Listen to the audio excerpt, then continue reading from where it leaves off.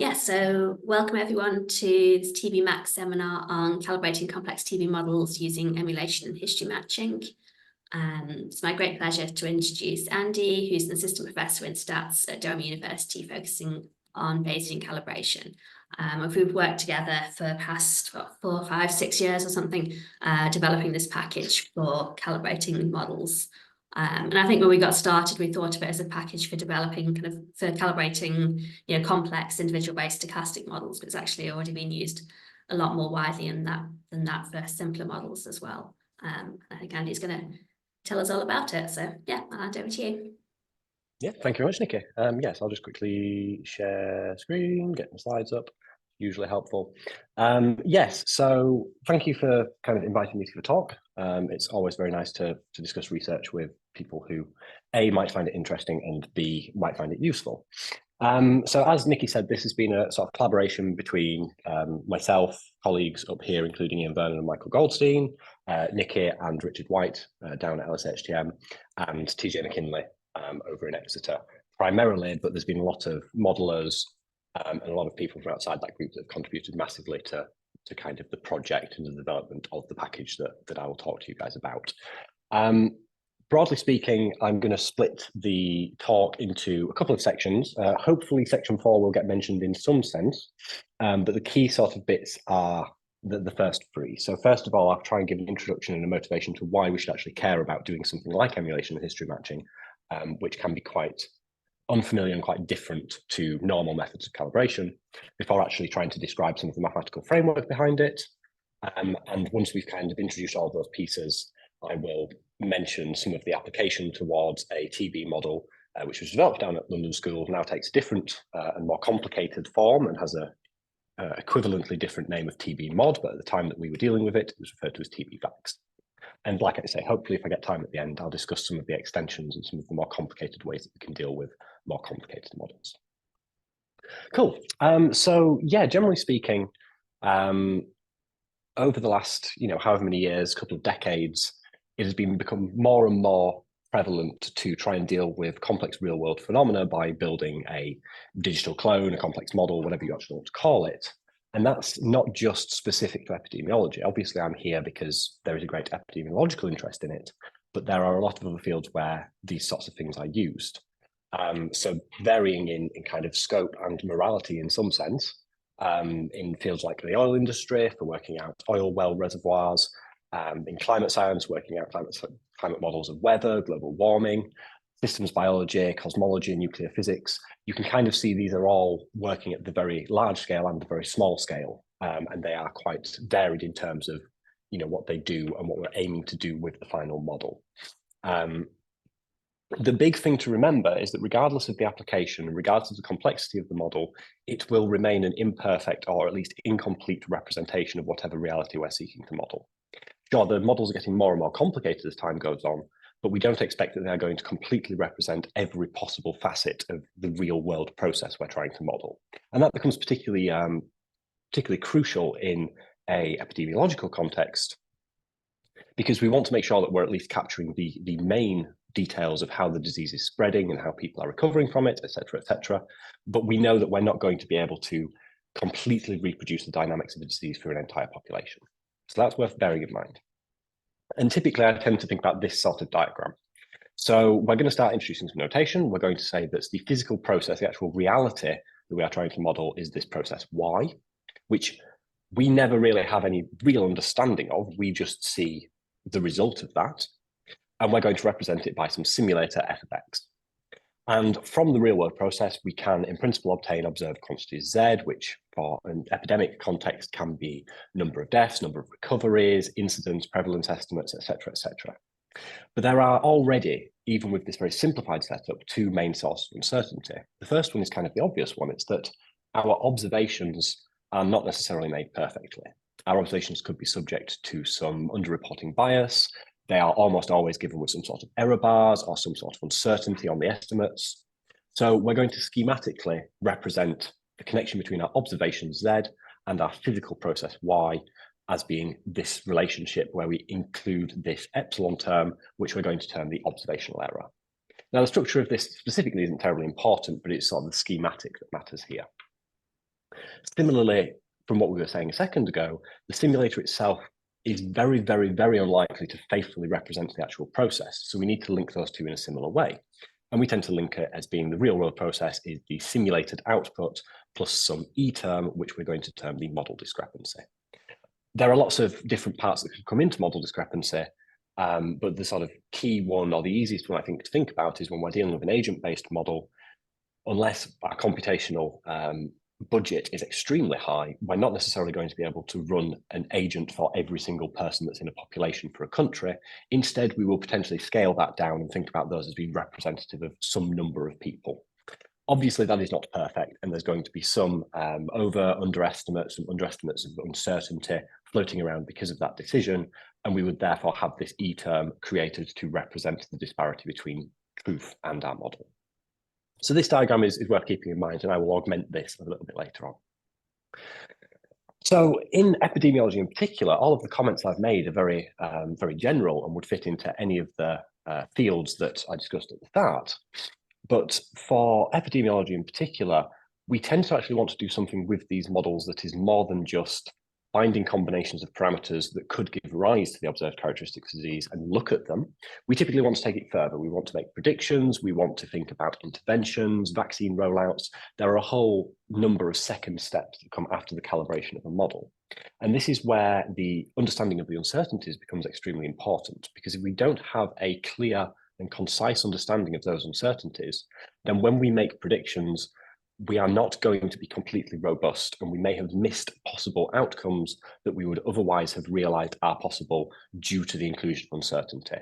So we can almost think about it as if we are matching to a time series and we have a range of possible outcomes for the final time point. If we move that on to 10 years' time, then the uncertainties are going to kind of fan out.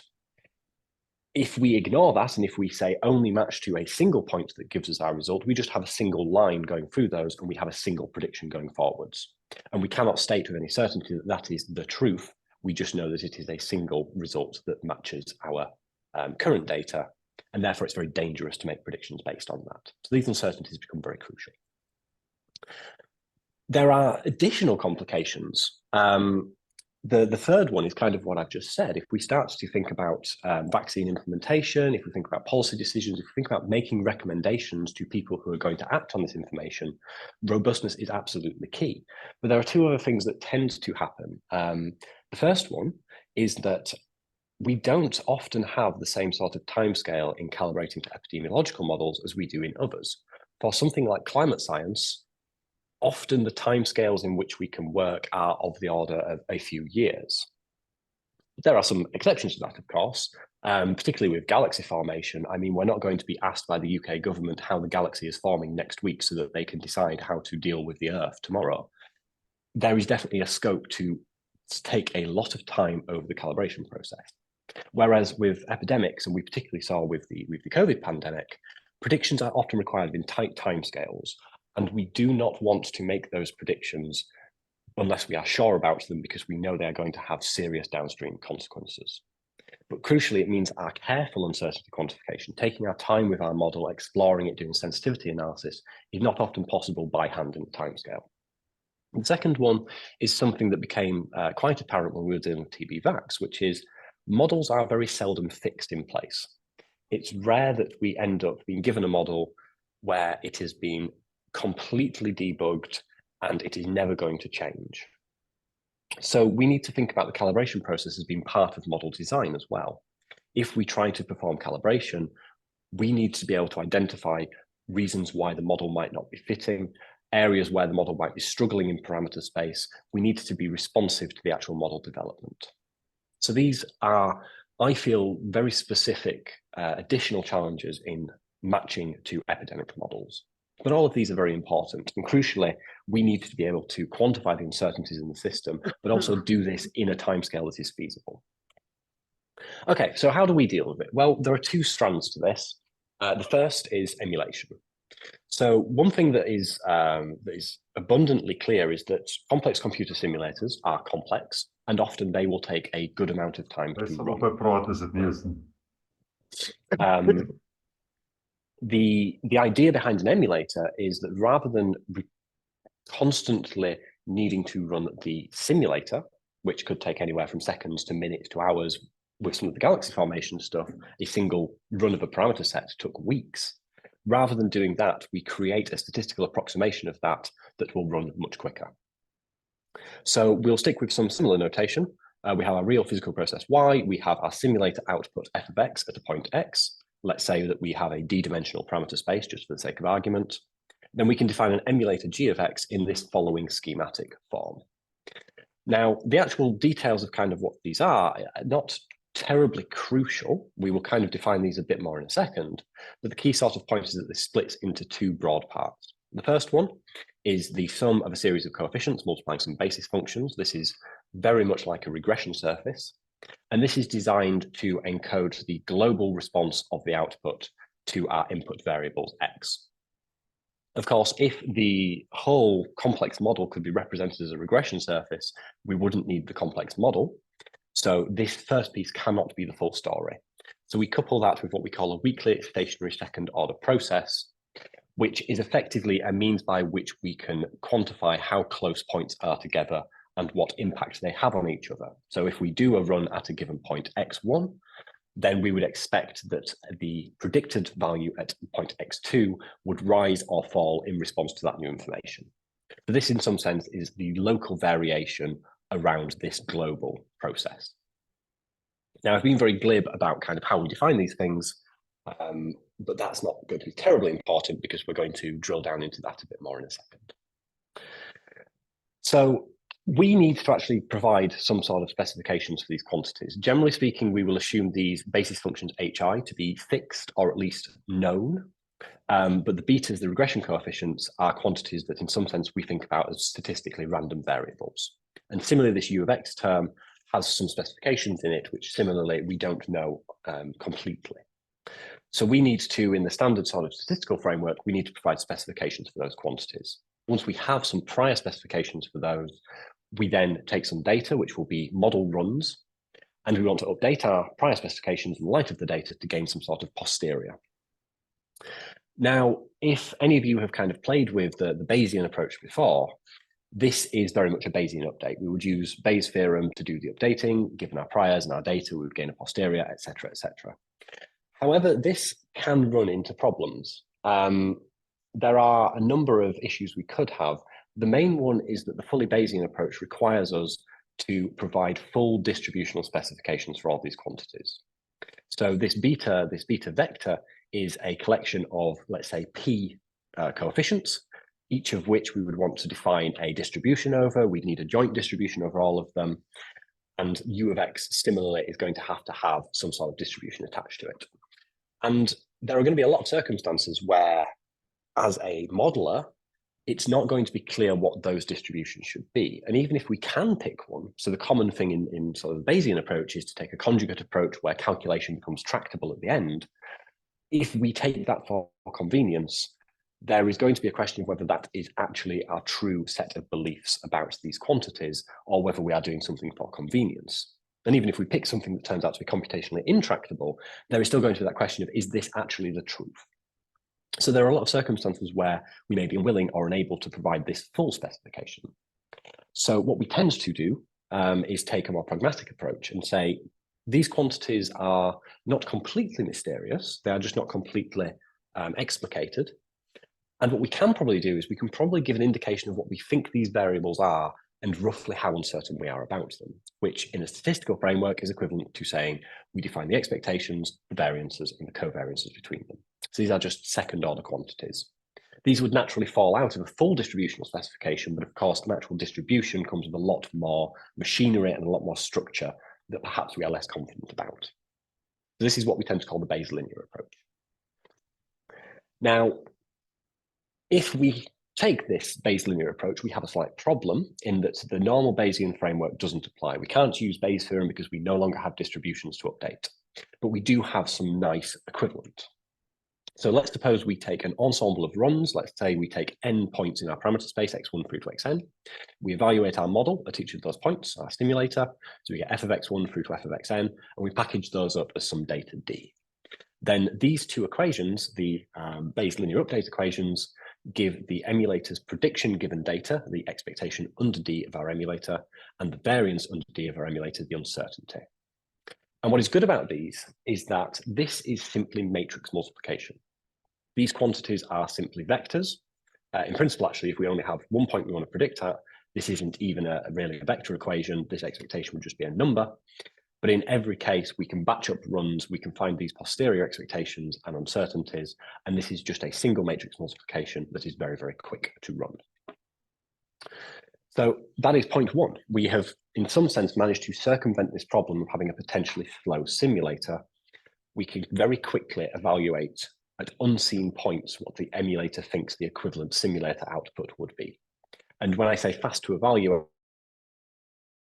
we are talking 1 to the -4, 10 to the -5 seconds per evaluation. So you can do tens of thousands of predictions in the space of a few seconds, which even for a fairly moderate speed model, a speed, model that takes perhaps a few seconds to run a parameter set, we are already gaining a lot of time and we can explore the space much more quickly.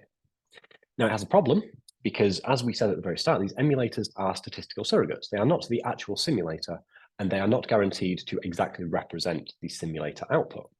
However, the nice thing is that we don't just get the prediction, we get the emulator's uncertainty about its prediction as well. So there will be regions of parameter space where it is more uncertain, regions of parameter space where it is less uncertain. Generally speaking, when it's close to training points, the certainty increases, and further away it decreases. But the point is that we get that information for free as part of the prediction process from the emulator. So that seems like we're just throwing an extra bit of uncertainty in there just in order to run the surrogate or to run the model more quickly. But it allows us to do something cool with history matching, which we'll come to. But just generally, if we think about the diagram we had earlier, everything up until the f of x here from the left is the diagram we had previously where we were encoding our observational error and our model discrepancy in here to link to a real physical process. Well, now if we take a parameter set x, we have two routes towards that. We can either put this into the simulator to get the simulator output f of x, or we use the emulator as a surrogate to predict f of x, which comes with another source of uncertainty, which is this variance. So this is the general sort of framework. So that's all fine and well. It's probably good to see an actual example. Don't necessarily worry too much about the form of this. Basically, we are going to take this closed form function, which in principle we could plot wherever we wanted to, and we're going to treat this as if it is a complex simulator. We're going to pretend this is a black box. So what we will do shortly is we will take some values of x. This is just going to be a one-dimensional parameter space, and we are going to treat those output values for a finite number of x values as being our data. We would have to pick some prior structure for our emulator that we're going to create. We're going to take as simple as possible. Effectively, we're taking a single regression function. We're assuming this emulator is constant across the space with a fixed value 0.6. And we're going to structure for the weakly stationary process. Effectively, we just need an expectation and some covariance structure, which we can define. The details are not terribly important. The crucial part is that we can start to think about what this does. So this is kind of what we start with. We've got our black line, which is the actual true function value. This is f of x evaluated between 0 and 0.6. We have the prior emulator prediction. As we said, we were saying it was going to be constant across the space with value 0.6. So we just get this straight blue line. And we also have uncertainty bounds here. So we can also have a prior variance. Plus or minus 3 of those gives us these dotted red lines, top and bottom. So we can see the prior emulator doesn't really do much. It's not terribly good at predicting. But what we're going to do is sequentially add in a collection of 10 points in pairs to see what the performance looks like as we give it points. So as we give it 2 points, this begins to move. We see this blue line is warped by the fact that it's aware of the values of these 2 training points. And what's more striking is that the uncertainty around those points has changed quite a lot. Far away from these points, we're still right up at the top and bottom. But in the neighborhood of these points, we've become more certain about the actual value. As we add in more points, well, we start to get even more certain until at the point where we have all 10 points in there, the emulator prediction, the blue line, and the actual true value are very close together, and we have very tight uncertainty bounds around the regions where it has not had a training point. There are a couple of counterpoints to what I've just said, which is, well, if we look at the endpoints, particularly this endpoint where we've had no training data, the emulated prediction and the actual true function value are not necessarily very well aligned. But the point is that we still have a large amount of uncertainty there. The emulator in some sense is aware that it has not received any information there, and it is therefore not going to make any strong statements of prediction. But for every other region, it is well defined and it has started to behave very well. So that's the rough kind of visual example that we're going to have in mind. Obviously, for higher dimensional examples, we can't plot anything this simple, but the principle is going to remain the same right the way through. Cool. Okay, so now that we've got that, we've got our emulators. They are quicker than our simulator, which is great. We can start to explore the space, but we've done that at the expense of introducing another source of uncertainty across the space. So we need to think about a way of using this in a sensible fashion for a method of calibration. And the easiest way to kind of justify the way we're going to approach this is, in some sense, a restatement of the usual question we ask, which is, I usually phrase it exactly like this. Given that we have observed data corresponding to some simulator output, what combinations of input parameters could give rise to output that is consistent with this observation? And consistent with this observation is kind of the key part. We are not saying which is the best point for matching to our data. We are saying what combinations of input parameters could actually give us something that is feasible for matching to our observation, given all of the uncertainties that we have in the system. So that's where the history matching approach comes in. And it's kind of a little bit different to a lot of the other methods in that it very explicitly does not look for good points. So before we actually define the procedure, we need to kind of say what represents a consistent parameter set with regards to matching to an observation. And the way we will do this here is to define an implausibility measure. So there are a couple of familiar pieces in here. If we have an observed value z, which we linked to the real physical process with an observation error, if we look at the squared difference between our emulator prediction, expectation under d of g of x, and the observation value, and we normalize that by the sum of the variances of all of our uncertainties, this is what we call our implausibility, or at least our implausibility squared. Now, the reason we do it this way is because there are two reasons that the implausibility can be low. Either the numerator is very small, which tells us that our prediction is close to our observed value, which might suggest that that particular parameter set is likely to give rise to our observation, or because regardless of the numerator, the denominator is very large, which means that our uncertainties in that region of parameter space are so high that we cannot say anything meaningful about whether this point can be kept in or ruled out. The converse is relatively straightforward. If the implausibility is high, it means that regardless of how uncertain we are, this prediction is still so far away from our observation that it is extremely unfeasible that we could actually obtain a consistent match with data. Accordingly, we tend to refer to the low implausibility as being non-implausible rather than plausible for that exact argument. But just to sort of visualize that, let's suppose with our one-dimensional example, we have an observation of our output, which we'll say z equals 0, and say that we have some observational error such that the variance of epsilon, this term sitting in the bottom here, is about 1 over 400 or 4,000, probably 1 over 400. Then what we're going to do is augment our graph. We have these extra 3 dotted horizontal lines. The middle one corresponds to our observation. The top one and the bottom one correspond to some uncertainty bounds on our observation. And it kind of becomes clear what the implausibility is trying to do is tell us if there is an overlap between our red dotted region and our black dotted region. Effectively, is the prediction of the emulator, accounting for all of the uncertainty in it, able to overlap with our prediction of the observation or our observational data relative to the uncertainties? And we can see there are regions here, particularly if we look around 0.3, even though this is the emulator prediction, it is certain around there, and there is no way that we can get any of these points in this region to be within this window. The uncertainty is small enough that we are sure there is clear space between these two lines, and therefore we would term those points implausible. Whereas in particular on this right-hand side that we talked about a second ago, in this region, there is still so much uncertainty that even though there are parts, in fact, the emulator predicts that we cannot be within that region for the vast majority of the space, if we look at the blue line, because the emulator uncertainty is so large, it has no cause to rule it out, and these are non-implausible points. So this is how the history matching principle works. We're not going to start searching for good points. We are going to focus on removing bad points. So even if we have all of these uncertainties in the system, observational error, model discrepancy, emulator uncertainty, if the prediction is still so far away from our observed value, we will term that point as implausible.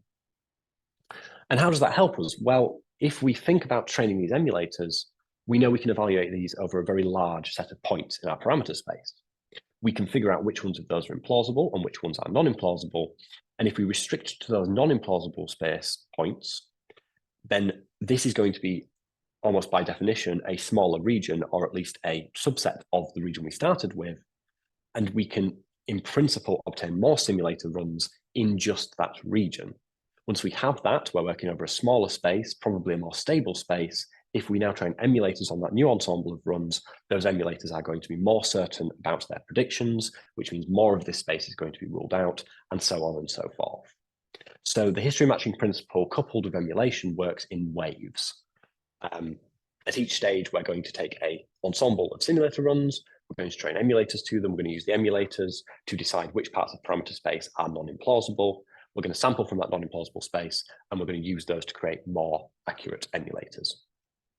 And this has a very nice side effect, which methods that are explicitly searching for good points do not necessarily have, which is if we have a situation where we have 10 outputs from our system corresponding to 10 observations, often, certainly early on, if we are dealing with quite a large parameter space in terms of number of parameters and also ranges on those parameters, then there are often going to be situations where the model behavior is very volatile, particularly in corners of the space, and often for some subset of the outputs.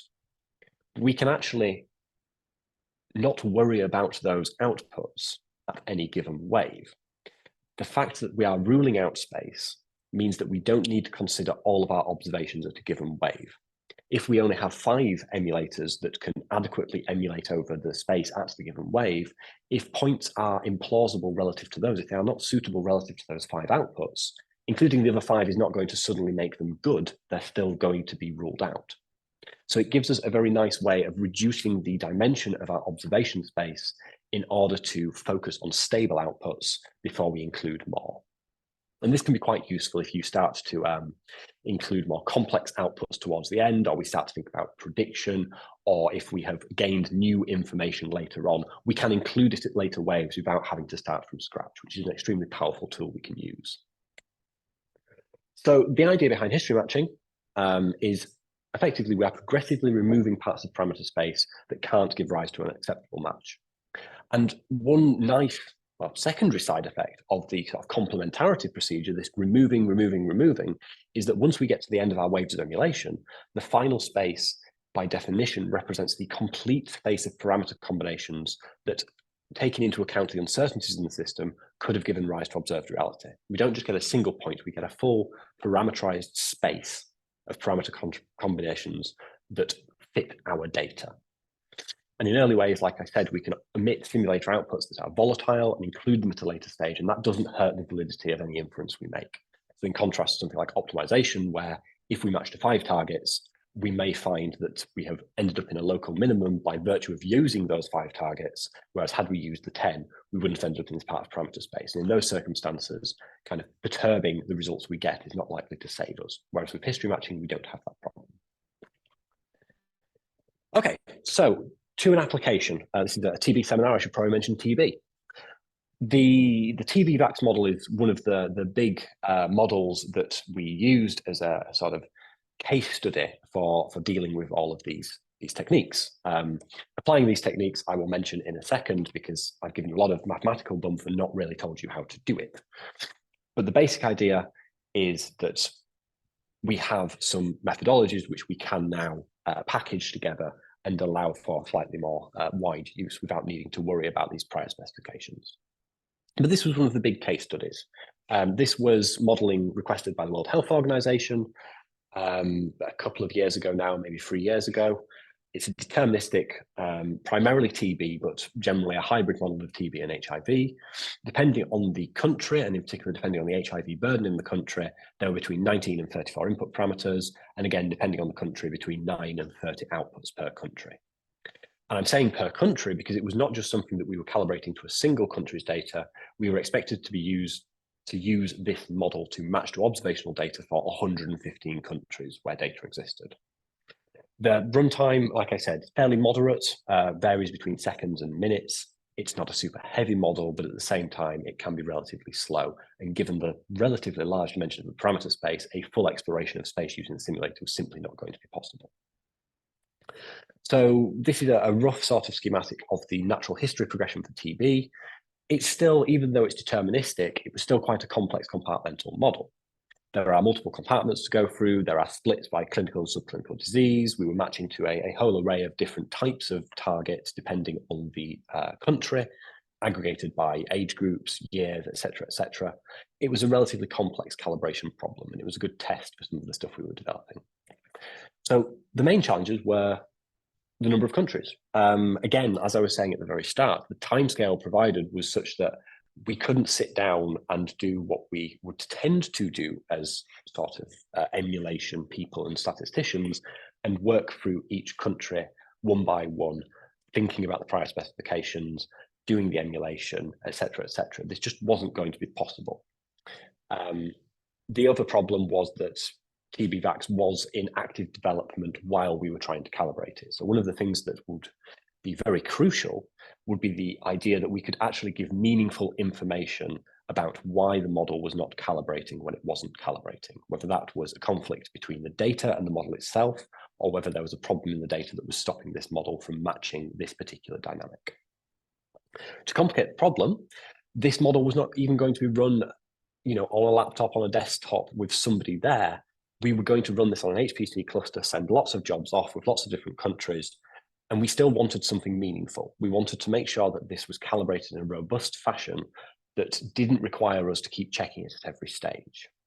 So to kind of really drive the point home, the question was, could we create a means of calibration that was fast and robust, that could be used by modelers and epidemiologists without necessarily an in-depth background in statistics, and in particular in Bayesian statistics, that could handle potential data and model conflicts and unwanted behaviors when the model was updated, and that was hands-off enough that you could just stick it on a cluster, but informative enough that if you interrogated the cluster at any stage in the outputs, you could actually make a meaningful final analysis. And I mean, I wouldn't be using this as an example if the answer was not yes. We did manage to do this by and large. So we now get to the obligatory plug with any of my talks. Over the course of the project, we developed an R package called hmer, which, as Nikki mentioned, was kind of a general purpose history matching and emulation package, which this provided a very good case study for. And the basic plan was to allow careful prior specifications to be determined, to train these emulators, to perform diagnostics to make sure the emulators were doing what we expected, to pick appropriate choices in plausibility measure, to create good space filling designs for further waves to be created, and all of this to be done without that very hands-on creation of these prior specifications, checking the diagnostics, etc., etc. So most of this is automated, or at least it can be automated. There are definitely people down at LSHM that could speak to that much more than I could, because they've done a lot of automation with hmer now. But the idea is we have a hands-off calibration process which allows us to get to that full space of parameter sets. And that becomes, like I say, crucial because the TB-VAX project was designed, as the name suggests, to think about vaccine implementation and policy decisions relating to it. So this full space of parameter sets became crucial in order to figure out the best and worst case scenarios under certain baseline assumptions. So it's about time to put in some pretty plots. The results were quite surprising, even given my unwarranted optimism. Of the 115 countries, we managed to match to 105 of them. It took between 5 and about 15 waves on average of emulation. Just to be clear, in terms of the simulator load, each wave probably, on average, was about 400 to 500 points from the simulator. So over the course of this, on average, we were doing perhaps 5,000 simulator runs. And that might seem like a lot, but the amount of space that we were kind of considering, this 19, 22, 30 dimensional space, 5,000 points doesn't even make a dent into doing a space filling design over that. In fact, if we think about the 20-dimensional space, were we to just put points at every corner of that 20-dimensional space, that's already 2,000 points. And that doesn't even come close to the borders or the bulk. So 5,000 is a very economical use of simulator time. For each of these, we got something like this plot. So this is just to demonstrate how much volatility has been ruled out as we've gone through the history match. Each of these individual lines represents a single parameter set that we've put into the simulator. We've got out all of the outputs we cared about. So it gives us these lines where the x-axis corresponds to all of the outputs we were matching to. The color of the lines corresponds to the wave at which they were put through the simulator. So the darkest red is our wave 0 before we've done any emulations. It's an initial space filling design until we get to wave 7, which is the darkest of dark blue, only just visible. The white error bars here correspond to the actual targets we were trying to match to with appropriate observation error. And you can see that this is on the log scale. So these most extreme behaviors that were present in the parameter space are orders of magnitude different to the actual thing we were targeting. And this region of space that is actually acceptable with regards to all of the observations is very, very small. We have very quickly reduced the output space to something that is stable and that matches all of our data.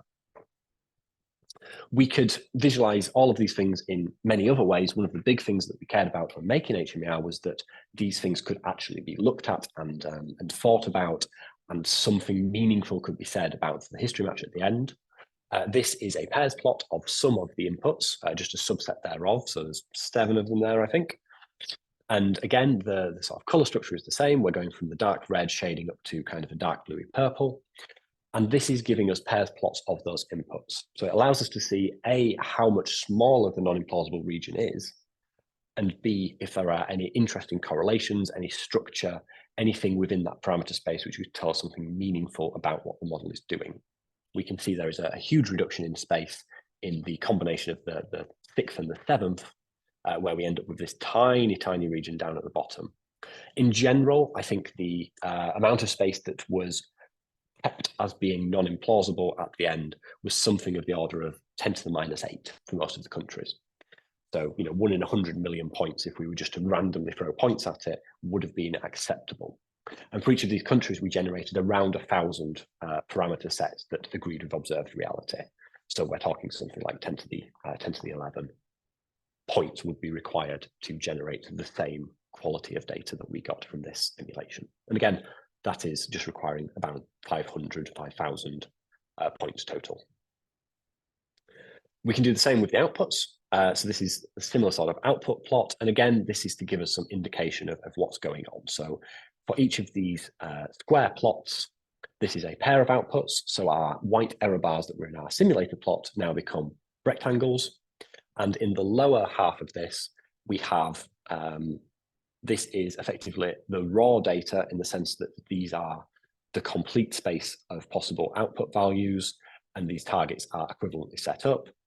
On the top right, this is basically zooming in so that all of these targets are squares centered in the middle so that we can basically normalize and look at them properly.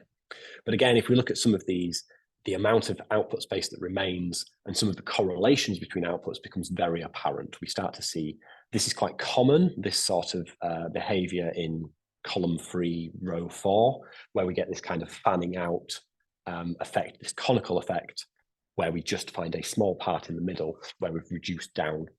But there are some clear correlations. We will come back to similar sorts of plots in a second, potentially on the next slide, which allow us to actually say something more interesting about these in some circumstances. But all of these visualizations can kind of give us an insight into how the model is behaving and which are the important correlations and where the restrictions are. So yeah, as promised, it's a good job I remembered where my slides were. We can do the same with the uncalibrated countries. So I kind of said, well, we had 115 countries, we matched 105 of them, hooray. But the natural sort of response is, well, what about the remaining 10? Was it because the model couldn't fit? Was it because the data wasn't very good? Or was it simply that we couldn't find a point? And it's quite a hard question to answer. We are definitely still thinking about ways to do this in a statistical framework, but certainly the visualizations that live in hmer allow us to make some arguments about why we think there might not be a match. So this is a similar plot to the previous one. This is an output plot for a different country that did not match one of the 10. And we can start to look at this and start to think about why this doesn't match. Well, if we start to look at these, particularly the bottom row and particularly the last 2 pairs plots in the bottom row, we have our observational window are two targets as a small rectangle, and we can see that this fanning out of points never comes anywhere near it. And this is almost like the points, the available output space is hitting a wall that it cannot go past because of various restrictions on the outputs, and the data is just too far away in order to get that overlap. It becomes particularly stark when we zoom in, and we can see that actually this is a problem for a few of them, where we have this line stopping any of the points going towards our targets. And in a case like this is a fairly good argument for saying there is definitely some problem, either with the model not being able to get this strange dynamic behavior, or as is more likely, and as was the case with a lot of these 10 countries, the data is likely misspecified. There has been some systematic bias, either pushing one of these too high or one of them too low. So this gave us a good indication of, okay, we didn't match that country, but that is not necessarily because points exist that we have not found. It is that there is something fundamentally different about that country or the data collection process, which we can further interrogate.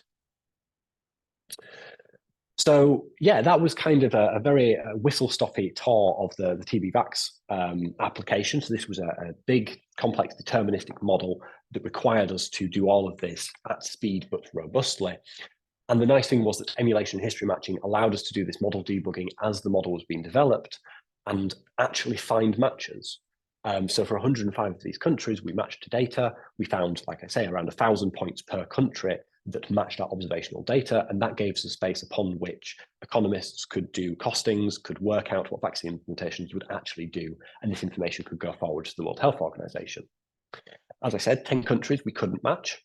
And often input-output visualization, interrogating the results that came off the cluster, provided good evidence for conflicts between the observation and the simulator in some sense. And as I say, a lot of the time it was poorly structured or systematically biased observational data. So yeah, I have a bit of time to go through the cool stuff, which is great because we've got a few agent-based modelers around. The basic idea is, from all of this, that all of these computer models are extremely powerful and they will only get more powerful as computational availability increases. But the fact that they are so complex means that they're always going to be quite slow.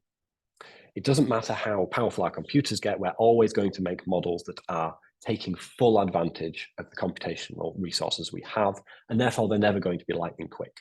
But also the computational complexity gives us license to add in more inputs, which in turn adds an additional degree of complexity. We can get around that by designing and they kind of bridge the simulator. We can only make a small number of parameter selections and run those through the simulator in a feasible amount of time. The emulators allow us to make vast quantities of evaluations and predictions of the simulator output. Of course, they come with some uncertainty because they are surrogates, but the history matching approach is very nicely set up to dovetail with that because it takes into account all the uncertainties in our system, including ones that we cannot change, like the observational error, and actually find all acceptable matches to data in a robust fashion. Now, this framework, I will briefly talk about stochastic models in a second anyway, but there are lots of extensions. And this is a comparatively new technique in the sense that it has been developed in the last 30 years or so. So there are still definite open questions in terms of methodological development in conjunction with dealing with interesting models. There are lots of things that we've played around with. I will definitely focus on stochastic modeling, but there is stuff like multi-state behavior, so the classic bimodality, die-out versus blow-up sort of behavior when we're dealing with agent-based models, emulating derivatives, hierarchical modeling. There are lots and lots of different things we can do depending on the modeling context, and there are lots and lots of interesting questions that we can try to answer. So the general take-home is, if you have an interesting model, do let us know. It is something that we absolutely would like to play with. Cool. So I will very, very briefly talk about stochasticity. I mean, this should be clear to most people that are here. Deterministic models are great, but they do not necessarily represent what we think they represent, especially when we're dealing with something like a disease that is more appropriately dealt with using an agent-based approach. So this is a very schematic, sort of very simple SEIR model that I coded up to be stochastic, where each of these individual lines corresponds to a single realization at a given parameter set. There are a few nice features of this particular example, not least that we have this range of different behaviors representing the stochasticity. We also do have this splitting off. We have a bimodal behavior floating around in there, which we won't talk about today, but occurs in a few different circumstances. But the stochasticity is a problem, right? Because we have kind of said that we can set up this deterministic system, we can make these predictions, but at no stage have we really said if our actual training points are uncertain, how do we go about dealing with that? How does that fit into the emulation framework? So we have a nice approach which allows us to do exactly the same thing with the stochasticity. So we have this concept, which is exchangeability, which says that, okay, if I take 10 realizations at the same point, they should all have the same mean. There should be the same underlying mean response, and all that's making them different is some residual variation around that mean. So we set up this exchangeability representation, which says that we have a mean behavior, which is M, and the residual behavior. Not terribly exciting, not even terribly controversial. We can do the same with the residual squared, and this now gives us a way to represent the actual output of the model given realizations. Effectively, we can emulate this M of f of x, the mean response at x, as the emulator output, and accept that that is what we're kind of creating, but that what we see is actually that plus some residual term. And we can do the same with the variance. So we now have this two-stage process where we create an emulator for the variance, for the stochasticity across the parameter space, and we can use that as an informed prior for the uncertainty on the emulator of the mean of the output. It's a bit more complicated. It requires prior statements about the structure of fourth-order quantities because we now have the variance of a variance. But this gives us a nice way of encoding the stochasticity in a very fundamental way that we wouldn't necessarily have otherwise. We can create this hierarchy of emulators. We can also do this with covariance emulation.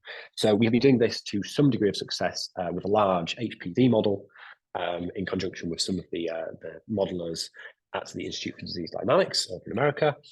And we can kind of create this covariance structure between outputs. So we can emulate that covariance structure between outputs. So in principle, we don't just have to worry about emulating the mean and matching to the mean and doing all of this emulation stuff with respect just to the mean response. It is entirely possible that we can actually match to realizations of a stochastic system. And if you're interested, feel free to get in touch and we can discuss this. But there is kind of a very open question here, which is, can we do this in a sensible fashion for realizations? And the answer at the minute is, we think so, but we really need to sit down and work it out. There are various things that we could do in order to create those sensible priors, but it will depend very much on the application. One little thing that I did mention, which is possibly interesting to some people, again, in the ABM population, is this hierarchical modeling, which I'm only going to speak very, very briefly about. And it's probably easiest to see if I use this diagram-ish. But the idea is, if you have this ABM that is expensive and you're using a simulated population, and as I said at the very start, if you are using 50,000 people to represent 50 million, you are losing out on some information there. But if you have access to both of those models, it makes sense if we can actually use the faster model to make informative statements about the behavior of the slow model. And again, this is something that we have been working on, again, with the HPV models, and it's something that we're very much working towards making this as accessible as possible for agent-based modeling. So I think that's all the cool stuff I wanted to talk about. So thank you for putting up with my mathematical ramble, I guess. Thank you very much, Andy. Very clear as always. So we have about 6 minutes left for questions.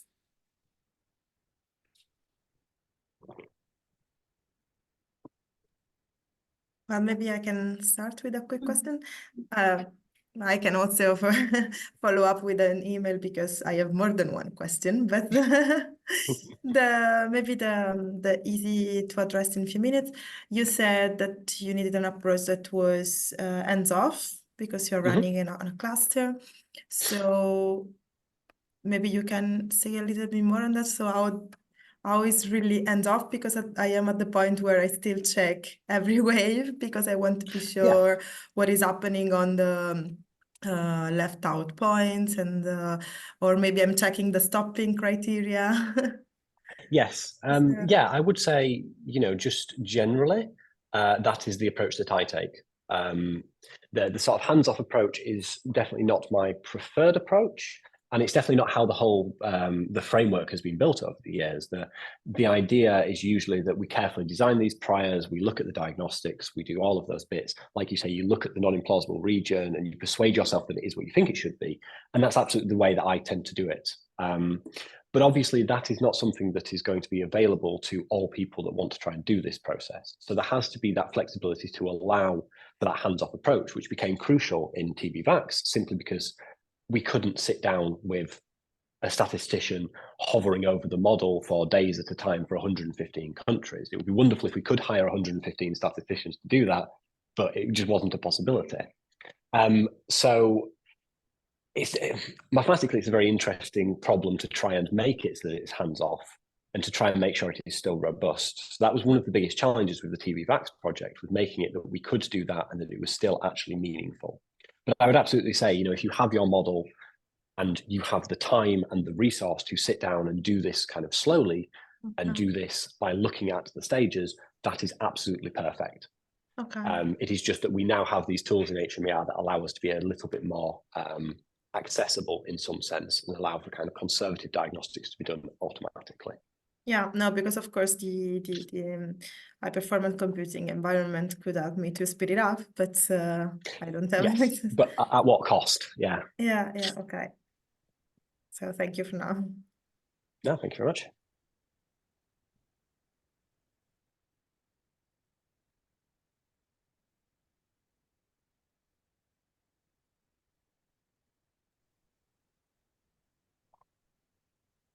I suppose, I'm always kind of thinking about this in comparison with, not that I'm thinking about it a lot, that makes it sound like I've the thought into this, which I haven't, but I'm much more familiar with conventional Bayesian methods. And so, if you're making a comparison between the two, what do the samples mean? When might you expect this to work better? Are there, theory-based metrics you can apply to the samples in order to understand whether they're adequate in terms of their it's a very, very good question. Yeah. So I guess the most obvious comparison to make is with something like ABC, where you obtain an actual posterior sample from your non-implausible region. I will still call it a non-implausible region just to avoid confusion, but the basic idea is you actually get a distribution out, right? With history matching, if sampling is careful, you end up with a uniform sample across the non-implausible space. So you don't have that sense of hierarchy of the points towards the center are better, which you would do when you look at the peak of a posterior distribution. But I would say there are two things that ABC perhaps struggles a little with. The first of all, it is more computationally expensive. It suffers from the curse of dimensionality much more easily. Once you get up to kind of 30 parameters, an ABC algorithm, unless very carefully written, is going to struggle. But secondly, it gets right to the heart of a question which a collaborator of mine is very keen on, which is the idea that ABC will always assume a true value to your parameters. It will always find something. That is not necessarily a reasonable something, it is the best something it can find. So one of the big differences, I guess, between ABC and similar methods and history matching is you can go through the waves of history matching and you can end up with no space. All the space has been ruled out as implausible. And that is not something that ABC will do. ABC will always give you some sort of posterior. Whereas it's actually informative in the history matching sense. If you run through 10 waves of emulation and history matching, and it says all of your space has been ruled out as implausible, that is a meaningful statement. And it's a meaningful stopping condition that allows us to go back and look at the model and try to figure out what's going on. Although I suppose in practice with Bayesian methods, ABC or not, you often find that you have a tiny effective sample size, which is, in practice, I don't know about theory, it is often a signature of a similar kinds of issue, I guess. Yes. Yeah, I mean, absolutely. So it's kind of, I think with care, you can kind of treat the the ABC results in those circumstances in that kind of fashion, let's be clear, I don't necessarily advocate for using history matching and emulation in every possible circumstance. And I know there are a lot of people that will use emulation and history matching as a first step to remove all the crazy parts of space, so that then something more kind of distributional based can be used in order to find a posterior distribution. So there are definitely people that use history matching to get to a point, remove all the crazy crap, and then kind of come and pin down for a hierarchical set of points using something like ABC. I would always say I feel like having this representative sample that doesn't have a preference about where it is and just says, these are all the points that could give rise to observations. I'm not going to pick you the best one because there isn't a best one. This is all of the points that could have given rise to it, is a bit more unambiguous in terms of its interpretation. Because there's no guarantee, right, if you have a non-implausible region, that the actual truth that corresponds to the output of the real world process sits right in the middle of that region, or it sits right at the peak of your posterior distribution. Cool, thank you for the question. It's a very, very good one.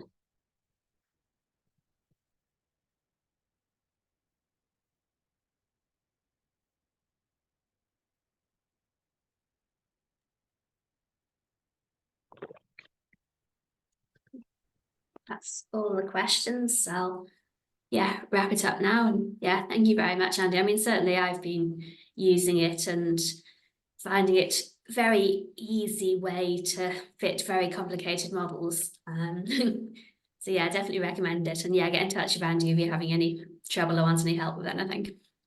Yeah, we always like to see new interesting models. Oh, and I'm supposed to remind you that the next TB Max seminar is on the 27th of June and is on modelling TB nutritional interventions. Thank you. Thanks, guys. Bye. Thank you. Bye.